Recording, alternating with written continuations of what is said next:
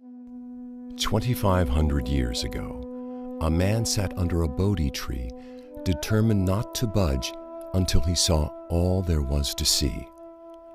Upon arising, now enlightened, the Buddha spent the next 45 years teaching a new and revolutionary way of seeing the world. The essence of his teachings, called the Dharma, was articulated in the Four Noble Truths, where he taught the path to the end of all suffering. Central to these teachings was an important notion that the Dharma is not just about humans. Rather, it includes all of the beings who share the earth. During the course of this film, we'll explore what the Buddha taught us about animals and our relationship to them.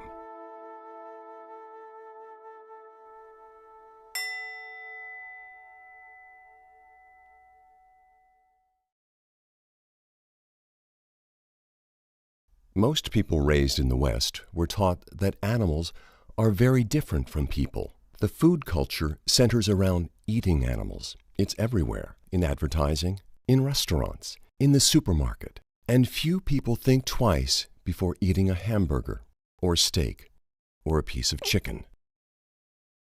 The entertainment industry showcases them in circuses, and zoos, and aquariums. And the medical and cosmetics industries experiment on them. Most of us care very deeply about our companion animals, such as dogs and cats, but we often fail to extend this same compassion to other animals. Imagine instead a culture where animals are not harmed. When people are introduced to the Dharma, one of the first things they're taught is the first precept, cause no harm. And they're taught that this principle of non-harm extends not just to humans, but to all beings. Unlike in Western culture, where animals are kind of considered a separate, almost a separate form of life, and humans are considered very, very different, in Buddhism, we're all considered to be just a part of nature. And that we all have the same, we could say 5 aggregates. We're all made up of the same kinds of stuff. So there's not a hard and fast dividing line between humans on the one hand and the creatures on the other. That's why the first ethical precept in the Buddha's teachings is not to take the life of any living being. So I think that's the fundamental stance from the point of view of the Dharma. As a Buddhist, when you take refuge in Buddha, Dhamma, and Sangha, one of the principles that by taking refuge in Dhamma and Buddha is that not harming other beings, not causing harm to other beings. That is the number one key principles that you take by taking refuge in Buddha, Dhamma, and Sangha. When I'm asked what's the major factor of Buddhism, I will say ahimsa. And ahimsa means non-harming. And in what I've learned of Buddhism, the non-harming is of ourselves, of others, including animals, and of the environment. Those 3 things are the 3 things that I see, at least our tradition, try to deal with all the time. To live lightly on the land. And that would certainly include not taking the life of another, not stealing their life, and also what their bodies were made of. So the teaching is really, not to do any harm. That's the first precept, not to kill, or sometimes it's translated as harm living beings. And it's partly to do with a sense of compassion for the animal, a sense of recognizing that animals suffer. There's also, you might say, a more transcendent view of it, that, according to the Dharma, we take rebirth. And it might be that some of the animals that we are killing were once human beings, or hopefully we're moving up the strata. So I think it's basically seeing his teaching as a whole and putting all animals within that process of liberation. I'm lucky in a sense I've taken the precepts in all three traditions. I'm a joint monk now in the Tibetan tradition and the Soto Zen tradition. But in my early days I trained in a Theravada tradition and spent a short time as a Theravada monk. So I've taken the precepts in all three traditions. In the early tradition of Theravada, the first precept was translated to me as Panatipada Varamani Sikapadang Samadhyami. I undertake the rule of training to refrain from causing injury to living things. That's all living things. That's how it was taught to me. And that's how I teach people. All living things. So we refrain from harming them. That's the same in the Tibetan tradition, because in the Tibetan tradition the Vinaya is based on the early Patimokkha tradition anyway, so the precepts are more or less the same. The difference comes in the Zen tradition, where the first precept just says do not kill. And this means do not kill the Buddha. Do not kill the Buddha mind, if you like. Do not do anything that hampers the growth and movement and flow of the Buddha mind, the Buddha nature, the Dharmakaya.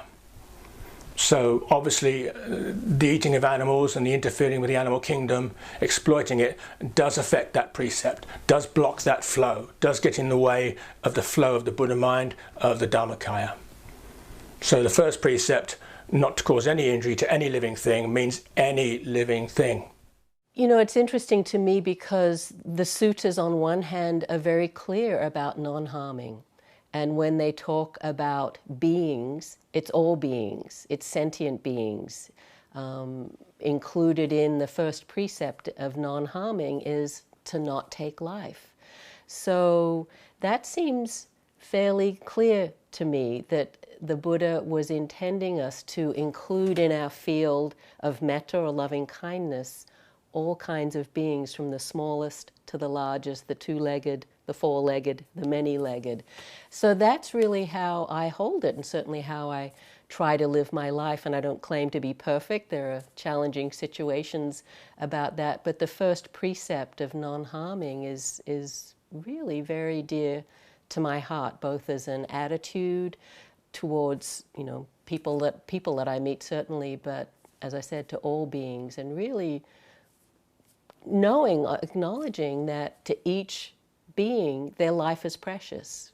To practice compassion, to practice loving friendliness, metta, to appreciate, to develop appreciative joy of life. We always say we abstain from killing, one of the 5 precepts. So this precept applies to everybody. Buddhism has 2 main branches, Mahayana and Theravada. In both lineages, the Buddha talks about our relationship to animals and the fundamental question of the morality of eating them. In the Mahayana scriptures, the Buddha is unequivocal, addressing the subject in detail in the Lankavatara Sutra. For innumerable reasons, the Bodhisattva, whose nature is compassion, is not to eat any meat.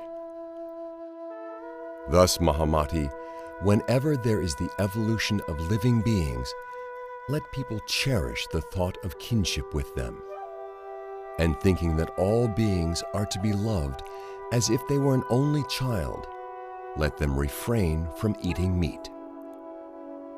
If, Mahamati, meat is not eaten by anybody for any reason, there will be no destroyer of life. Thus, Mahamati, meat eating I have not permitted to anyone. I do not permit, I will not permit. There are many different quotes of the Parasist Buddha talking about different lives and not eating meat. One of the very strong statement that Buddha had is, I condemn meat eating in all means. I have never approved of meat eating. I will never approve of meat eating. And I do not approve of meat eating for my followers. For all sentient beings are equal to me, like my only son. For bodhisattva vows, lay people can also take bodhisattva vows if they choose. Monastics have our monastic precepts that are different from lay people, or at least more elaborated than what the lay people take as the 5 precepts. But the bodhisattva vows, they can also take vows, and the bodhisattva precepts will prohibit meat eating, whether you're a lay person or a monastic. It's very explicit. So Buddha's main teaching is be vegetarian. Main teaching is don't kill animal, don't kill human body, don't kill animals,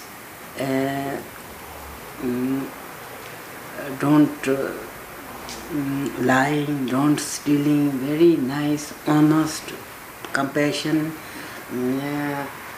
for other to take care, for how is I can do other to benefit. Only these things remember, he said.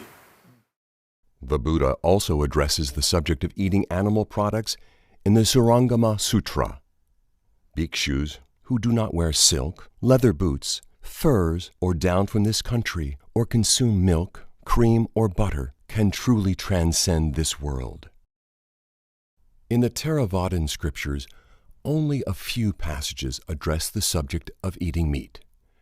In the Jivaka Sutta, the Buddha discusses a notion called the 3 purities, saying that monks are not allowed to eat meat unless they know the animal was not killed for them.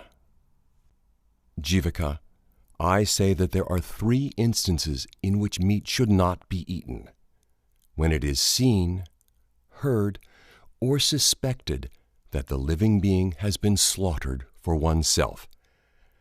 I say that meat should not be eaten in these 3 instances. I say that there are 3 instances in which meat may be eaten: when it is not seen, not heard, and not suspected that the living being has been slaughtered for oneself. So one of the monastic rules in Theravadan Buddhism is that monks are allowed to eat meat. And I think that was a very practical thing at the time of the Buddha, as I understand it, because of the simple concept, beggars can't be choosers. And we have these penniless, wandering vagabonds who need to sustain their bodies in order to carry on their Dharma practice. If they went from house to house and said, no, I have to have a special kind of food, no, don't give me that, it would have been much harder for the lay community to support them. So the Buddha said it was permissible for them to eat meat as long as they didn't know, hear, or suspect that the animal had been killed specifically for them. If they suspected that or knew that, then they weren't allowed to eat that meat. So I think what the Buddha was saying is that as agents, we shouldn't, where we have a choice, we shouldn't be involved in that chain of killing. Even though the bhikkhu had not done the killing and someone else had done that, it was still considered improper if it was killed with the bhikkhu in mind. In a modern consumer society, when we walk into the supermarket, one has to wonder, who have those animals been killed for? And as an average consumer, you know, it often feels to me like they were killed with me in mind if I buy that meat.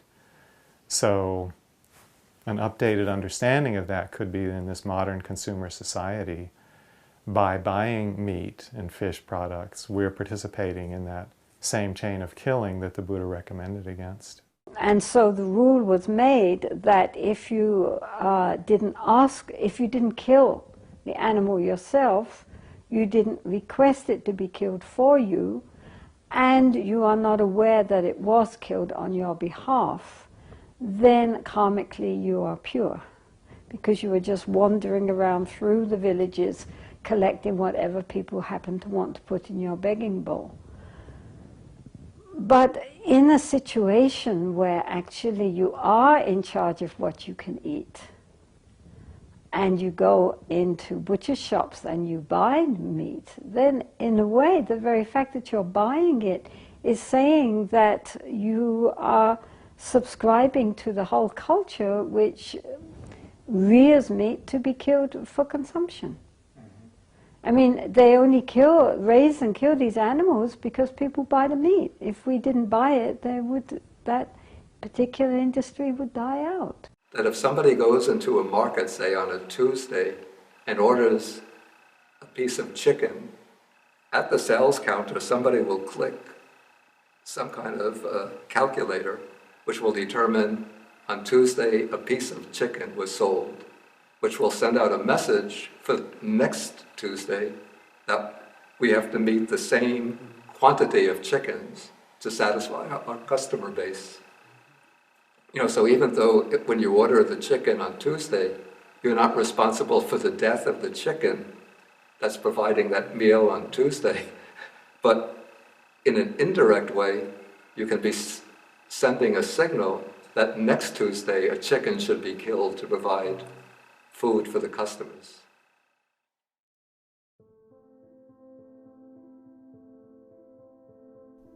Many people who have not spent time with animals don't realize just how much like us they are. They're smart, sensitive, emotional, and it doesn't take long to realize that every animal has his own unique personality. However, despite their being sensitive, we often treat animals with extreme insensitivity, even cruelty.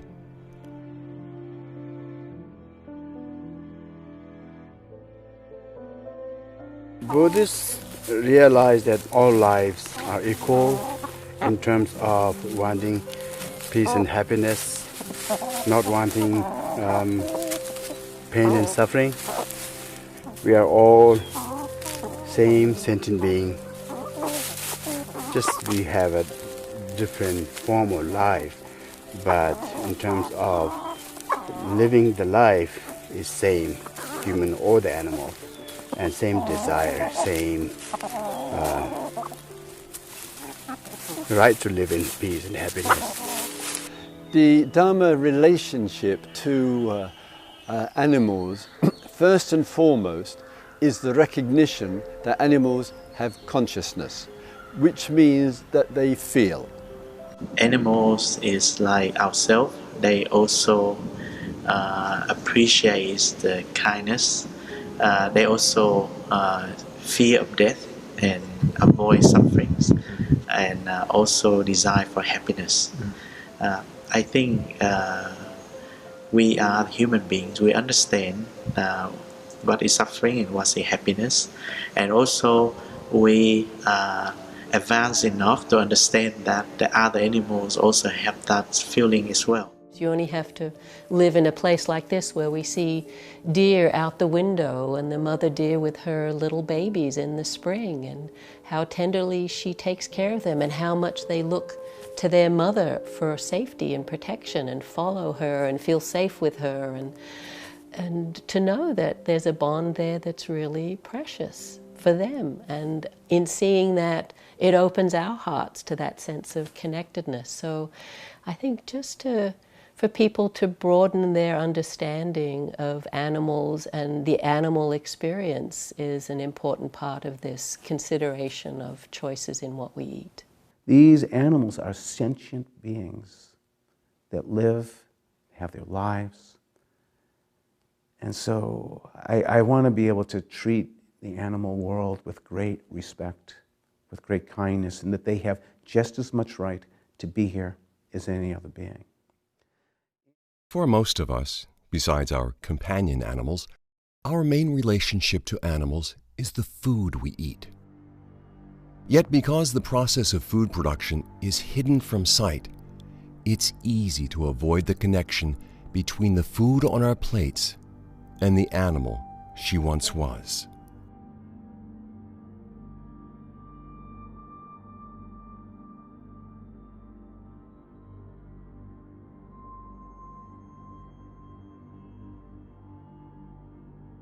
Are these animals being killed for you?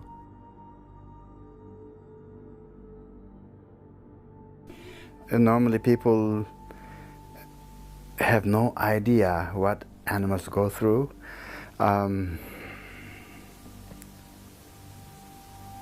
It will only be realized when you get to see what actually happens in the slaughterhouses. Until then, you wouldn't realize. And when you see that, actually,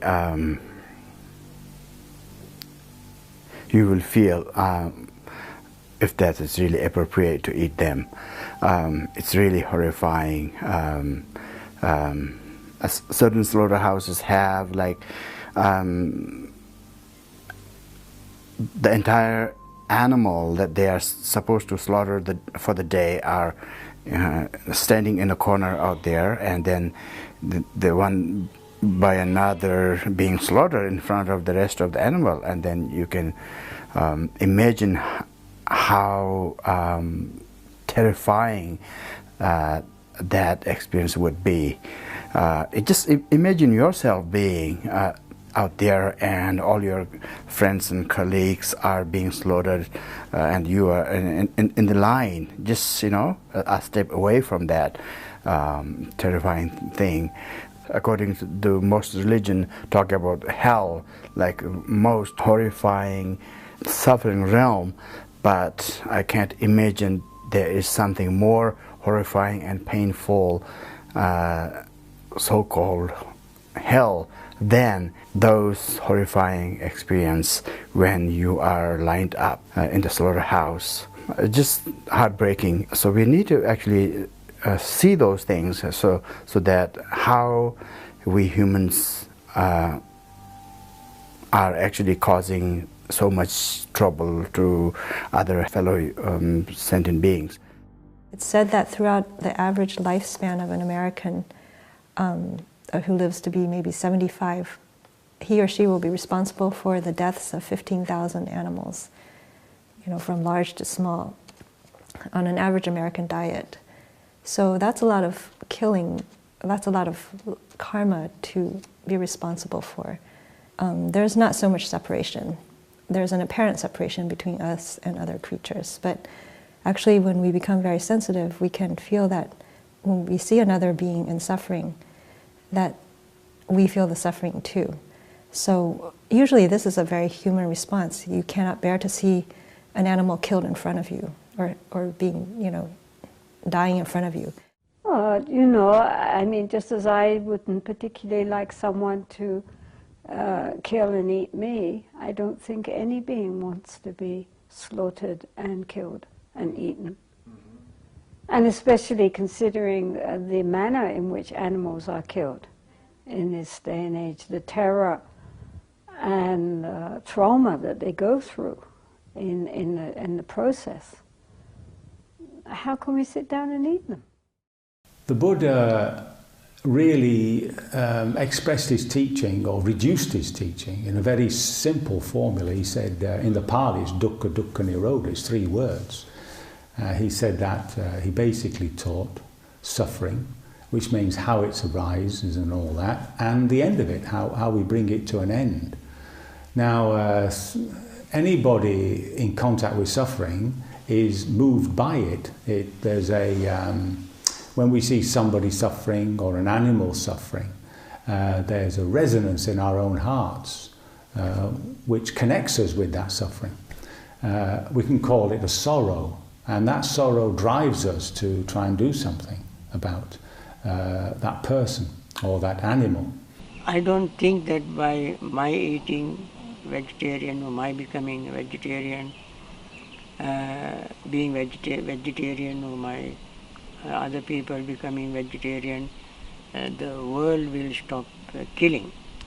No matter how many people become vegetarians, the world will not stop killing. But we can minimize the amount of animals raised in farms for killing.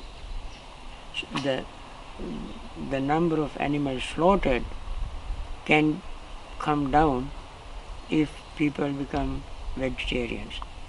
A lot of people pay attention to the precept about not taking a life, and that makes sense. That's kind of obvious. Almost every world religion has something about not killing, and there is no asterisk. It doesn't say humans. It says thou shalt not kill. Same with the Buddhist precepts. It doesn't say just humans. It says we shall not take breath away. We should not take a life. But the precept that gets very little attention, that I think is very important and related to that, is the precept of not taking that which is not freely offered. Because when we take cow's milk, that milk was created by the mother cow for her offspring. And when we take that milk away, we are taking that which is not freely offered.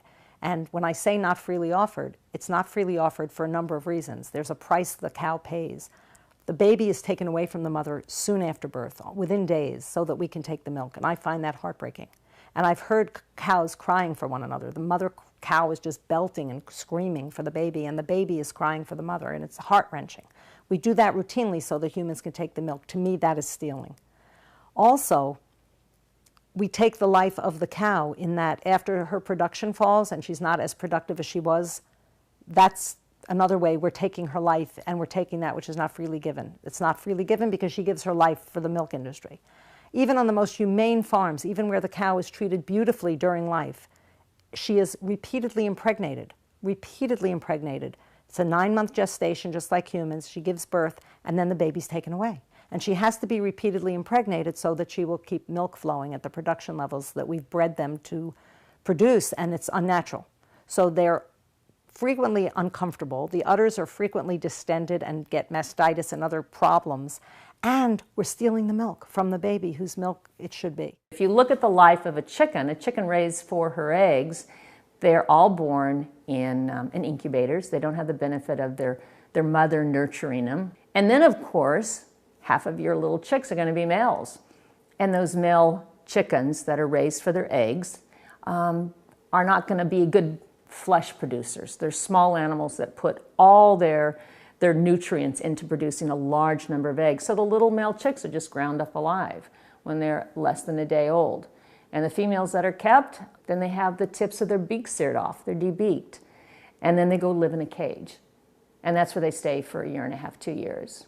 And after that, their egg production decreases, and so they're gassed or they're sent to slaughter. So whether it's a free-range farm, a cage-free farm, or a battery farm, chickens have a horrendous life. When everybody gets before King Yama after they've died and they start blaming each other. If you didn't want to eat it, I wouldn't kill it. And if you didn't kill it, I wouldn't sell it. And so we have the buyer, the seller, and the slaughterer all putting the blame on somebody else, when in fact, truly, it is interconnected. If you didn't have one, you wouldn't need the other. I see that argument as modern, but I also see it as ancient. If you care about suffering, if you care about your own suffering and the suffering of others, then you want to know what that person, that other being's experience is. And you don't want to turn away, right? You want to know. You want to know how am I acting, what am I doing that I may not have been aware of that's creating difficulty and suffering. I think that would be true for anyone who cared about suffering. And you don't have to look very far or hard to see the suffering that comes, obviously, from killing animals. In the Dharma, part of what we're encouraged and invited to do is to turn towards suffering and not avert ourselves or turn away. We want to see what's the cause of my suffering and what leads to the end of suffering.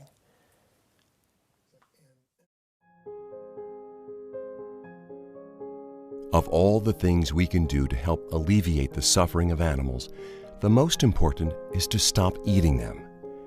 You might also consider no longer consuming their products, such as milk and eggs. When you do, you may be surprised at just how good vegan food tastes. For those who find it difficult to stop all at once, a gradual transition may be easier. Maybe start by choosing one meal a day or one day a week to be vegetarian or vegan. Try substituting soy milk for cow's milk in your breakfast cereal. It just takes 1 second to decide stopping. Now, it doesn't make any huge chaotic change in our life. It's just we eat something else. It's so simple. It can be done instantly. So less effort for the very big result, ethically, for the animals and other poor people, for the planet, for our own health. It seems a sensible mind should say this is not an extremist perspective, this is a most reasonable and compassionate point of view. It's also about the environment that we need to protect. The environment, not just about water and atmosphere, greenhouse, but it's also about forest, it's also about other form of life that we need to protect because it's an important ecosystem. So I think vegetarians is a very holistic approach that for us to embrace all that awareness and also the kindness and compassion practice are very much together in a very holistic way. The point with vegetarianism is that in this modern day and age where food is so easily obtained, there doesn't seem to me to be too much excuse to eat any kind of food which has caused pain to another being. I mean, it doesn't seem to fit in with our whole idea on compassion and bodhicitta. Previous to my monastic ordination, I was married and I had a child. I was once out with my son in his stroller. A lady came by and was admiring him and went for that typical pinch the chicks little movement and said something to the effect, "You're so cute I could eat you."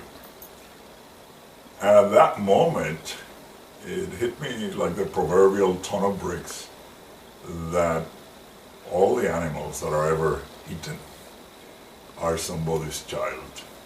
And I certainly didn't want my child eaten, even figuratively.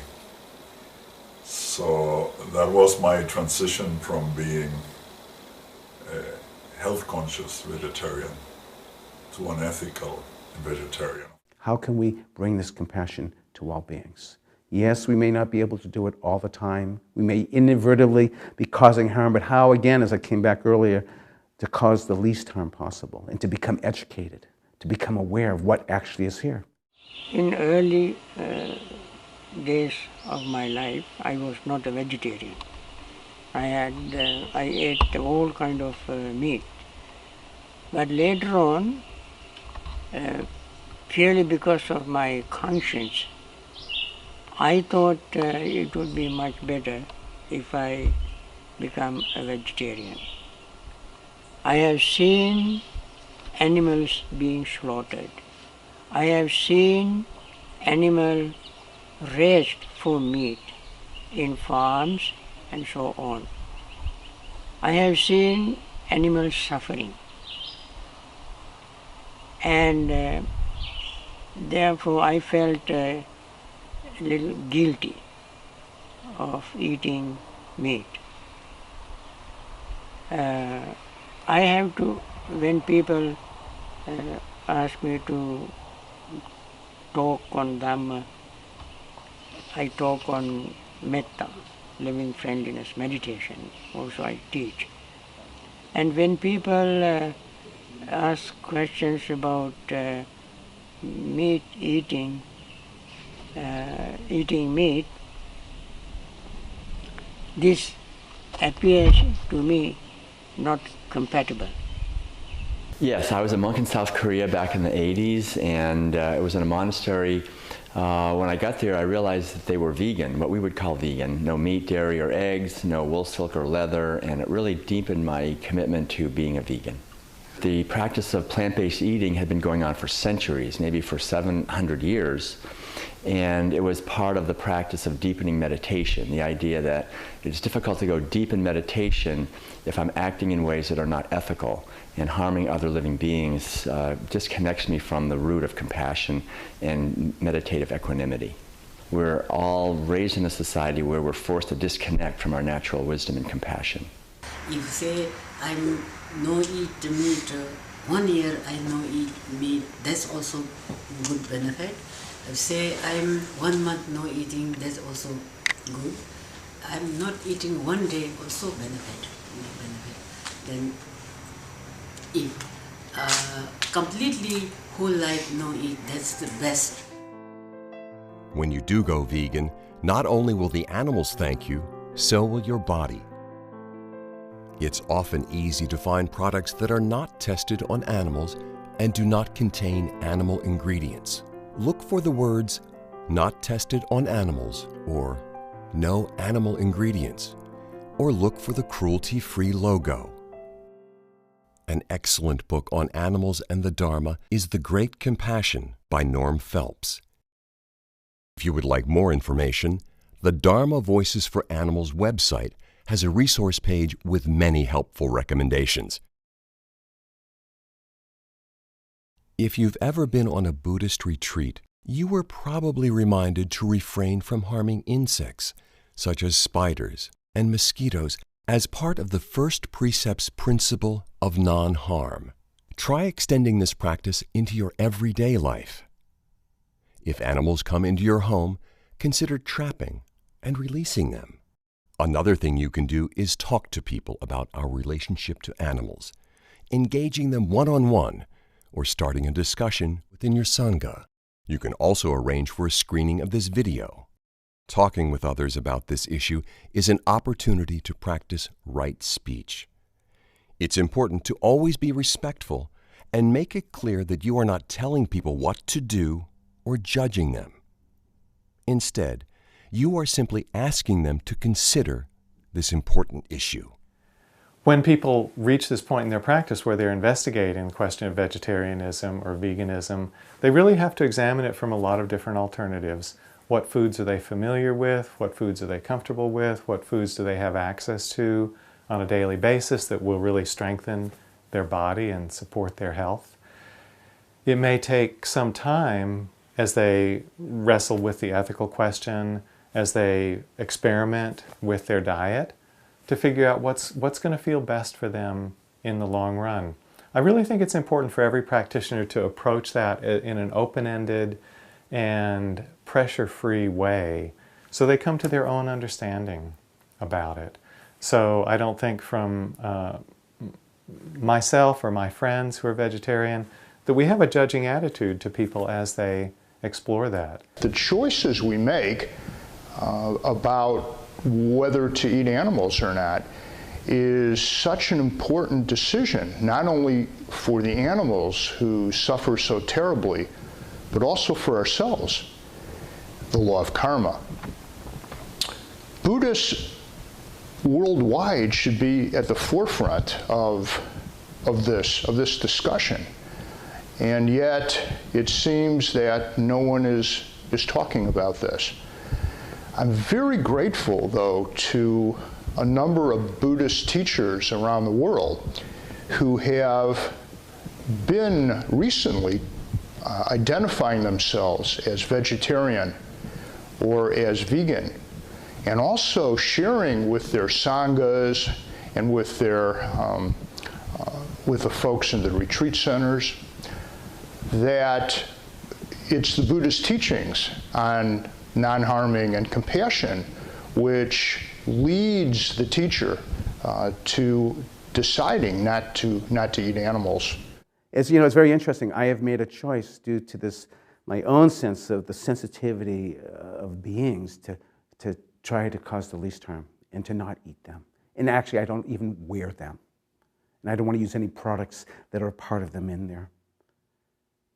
But I also know, you know, I wear these clothes, I use a phone, I drive a car, and it could be also part of exploitative labor. I mean, it's impossible, as I said earlier. It's impossible not to cause harm, but how can I cause the least harm? And let us make a conscious choice. So, my dear friends, sisters and brothers, colleagues in the Dharma world, I invite you to just to bring awareness and let your awareness in these teachings of the Dharma inform you. I've spent a lot of time trying to understand why it's so hard for people to become vegetarian. It's come down to, for me, two main reasons, both of which are Buddhist concepts. The first is conditioning. We're taught that it's okay to eat animals. We're told by our parents, we're told by society. It's constantly reinforced. And when we're conditioned our entire lives to see things one way, it's hard to see them another. And this really goes to to really Buddhist training, where we spend our time reconditioning ourselves. But it does start with an intent to recondition ourselves, and it's a process. And I think the second reason, and probably the biggest reason it's so hard for people to stop, is desire. And it's not a simple desire. It's craving, it's clinging, it's attachment. We like eating meat. We like the way it feels. We just don't want to give it up. And this, of course, goes to the heart of the Buddhist teachings, the Four Noble Truths, dependent origination. And we know that desire is the cause of suffering. In this case, the cause of your suffering and the cause of the suffering of other beings. And it's only through overcoming desire and giving up our attachments that we can put an end to suffering. It's what we do that defines us. It's how we act and how we behave that defines us as Buddhists, not what we say or chant about or what pictures we have. So we really have to wake up to what we are and what our responsibilities are and be honest. It's very difficult to be honest and just look at yourselves, those who eat meat, just reflect. It's because you like it, isn't it, really? I've heard people say, I'm just not ready to give it up yet. So that's an honest answer. One could explore that, and there could be a lot of what's going on if you were to unpack that. You know, what's holding you on to that? If you've gotten to a point where you can say, I'm not ready to give it up, that is saying, well, there's something really, maybe I would want to entertain or that I could, but I'm not quite ready to go there. Interesting place for someone who can say, I'm not ready to give it up. So you know you're causing harm or there's something about it. I would see that as to be a really rich and fruitful area for investigation. I think the only thing that I wish for within the Dharma community is not to push my ideas of veganism on you, but to investigate for yourself what is true. And to know that when you're eating a burger or meat, it's flesh and it's the skin of an animal, and like let that not be denied. And so I don't want to be critical of my sisters and brothers in the Dharma, but I do wish for you all to look very closely at what actually it is that we're putting in our mouths. Our relationship to animals provides an excellent opportunity for developing our practice. By being continually mindful of how our actions impact animals, we can cultivate compassion and non-harm and other wholesome Buddhist qualities. And it's always been my preference to be vegetarian since I became a Buddhist. Compassion is always defined very simply with the same fixed expression, which is it's the quality of the heart, or it's the quality that makes the heart of a good person tremble with the suffering of others, and it's the wish to alleviate the suffering of others. So it would seem to me sort of intuitively that if one has this deep quality of compassion, that one doesn't want others to suffer, and one knows that either ordering meat or consuming meat is going to, through some chain of causation, bring about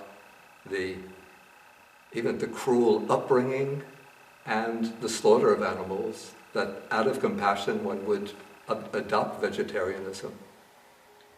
So that's why it seems to me that if one takes the ethical principles of Buddhism, in my own reflection, and tries to be strictly consistent with them, it would seem to entail an obligation to observe vegetarianism, at least in countries where one does have an option. The heart of the Buddhist path is compassion. That means to value others. If you value others, you value their well-being and you're concerned by their suffering.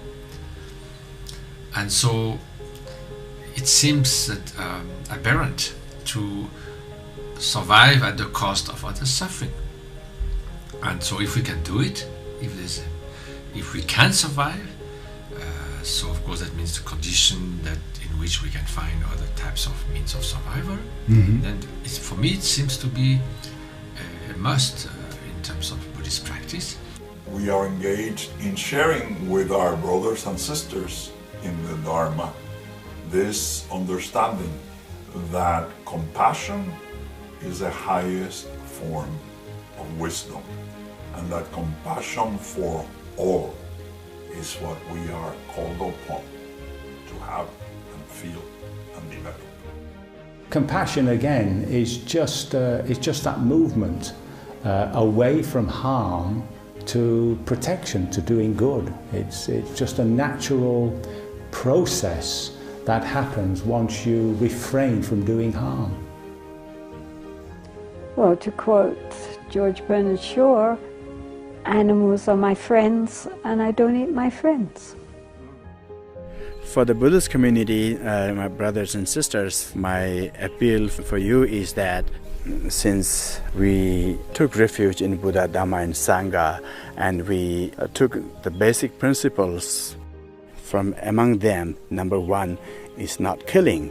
In terms of not killing, it's not necessarily mean that you go kill, but it's also causing the killing. So, which means when you eat other animal, you are the cause of that killing. So my appeal to you is that try to learn about a vegetarian lifestyle, try to learn about a vegan lifestyle, which is way healthier, more compassionate lifestyle. So please try that, because we have taken certain principle before the Buddha, Dhamma and Sangha, and if we don't follow our principles, then we are just named Buddhist. So try to live your belief, live your faith, and try to put Dhamma into your practice. For all of us, none of us are going to be perfect.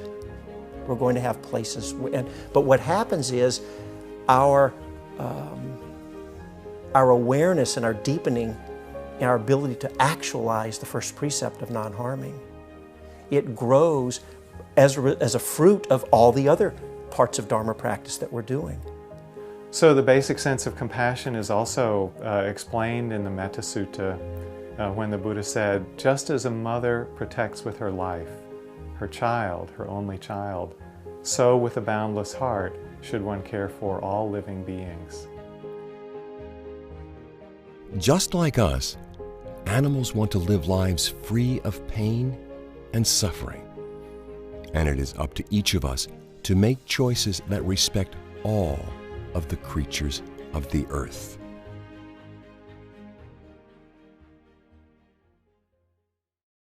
May all beings be happy. May all beings be safe. May all beings be free from suffering.